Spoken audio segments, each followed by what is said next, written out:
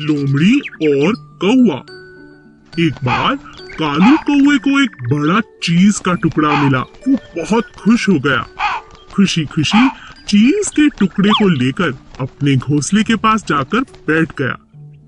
तभी वहां से सोमी लोमड़ी निकली और उसकी नजर कालू कौवे पर पड़ी। कालू के मुंह में चीज का टुकड़ा देखकर सोमी लोमड़ी के मुंह में पानी आ गया और किसी भी तरह चालाकी से अब वो वह टुकड़ा पाना चाहती थी। तभी उसके दिमाग में एक उपाय आया और उसने कालू से कहा, कालू दोस्त, तुम कैसे हो? अच्छा हुआ तुम मिल गए। मैं बहुत दिनों से तुम्हें ढूंढ रही हूँ। सच, तुम जैसा सुंदर कौवा पूरे जंगल में नहीं है और तुम्हारी सुंदर आवाज सुनने को मेरे कान तरस रहे हैं। तुम कितना मधुर गाते हो, तुम्हारा रंग कितना प्यारा है। तुम बहुत ही अच्छे कौवे हो। तुम्हारा जैसा कौवा पूरे जंगल में नहीं है। मैंने कभी किसी कौवे को इतना अच्छा गाते हुए नहीं सुना। आज तुम कुछ अच्छा सा गाकर मुझे सुना दो प्लीज। कालू अपनी इतनी तारीफ सुनकर मन ही मन बहुत खुश हो गया। जैसे ही उसने गाने के लिए मुंह को खोला, चीज का टुकड़ा जाकर नीचे गिर गया। सोमी लोमड़ी ने जैसा सोचा था वैसा ही हुआ और वो चीज का टुकड़ा उठाकर भाग खड़ी हुई। बेचारा कालू। अब कालू को समझ आ गया था कि सोमी लोमड़ी चीज का टुकड़ा पाने के लिए ये सब मन घड़न तारीफ कर रही थी। बेचारा कालू अपने चीज के टुकड़े से हाथ धो बैठा। चींटी और हाथी। रानी चींटी बहुत मेहनती थी।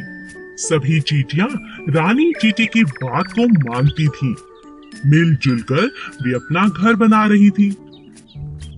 उसी जंगल में अप्पू नाम का एक हाथी भी रहता था जो बहुत शैतान था।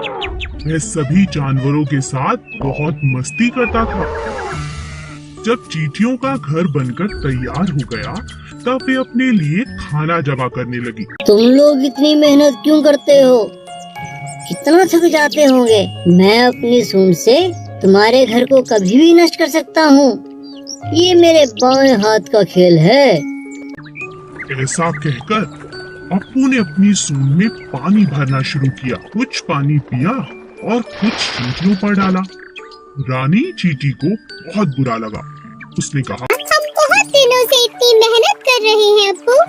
पानी डालकर हमारी मेहनत को बर्बाद मत करो। मैं जो चाहूँ कर सकता हूँ। तुम बहुत घमंडी हो अप्पू। हम सभी जानवरों को मिलजुल कर जंगल में रहना चाहिए। हम सब एक दूसरे के काम आ सकते हैं। तुम इतनी छोटी चींटी, तुम मेरी कोई मदद नहीं कर सकती।